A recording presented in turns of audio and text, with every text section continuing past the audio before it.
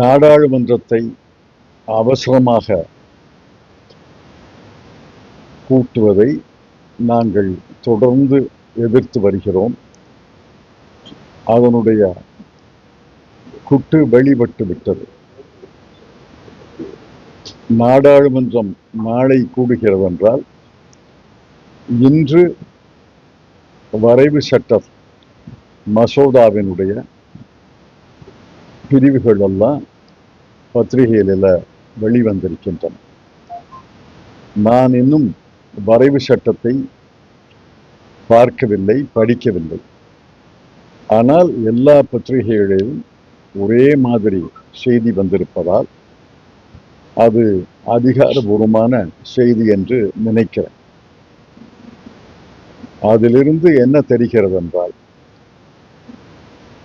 முதல்ல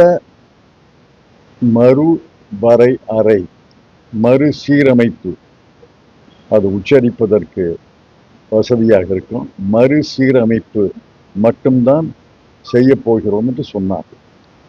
அப்போதே காங்கிரஸ் கட்சியும் இந்தியா கூட்டணியினுடைய கட்சிகளும் அதை எதிர்த்தன. திராவிட முன்னேற்றக் கழகம் ஃபேர் டீலிமிட்டேஷன், நியாயமான மறுசீரமைப்பு என்ற கோஷத்தை வைத்தார்கள். இப்ப திடீரென்று நாடாளுமன்றத்தினுடைய எண்ணிக்கையை, மக்களவையினுடைய எண்ணிக்கையை 50% அதிகரித்து பிறகு மறுசீரமைப்பு என்று சொல்கிறார். இது மாயை. அதாவது வெறும் டீலிமிட்டேஷன் செய்திருந்தால் தமிழ்நாடு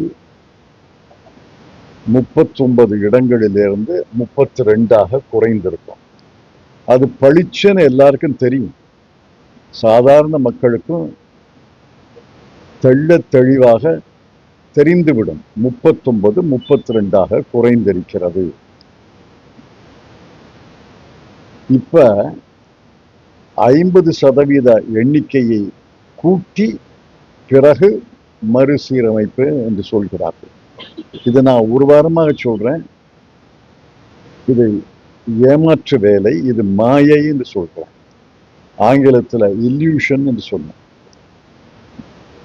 39 58 மாறும். பிறகு டீலிமிட்டேஷன்ல 58 46 குறையும்.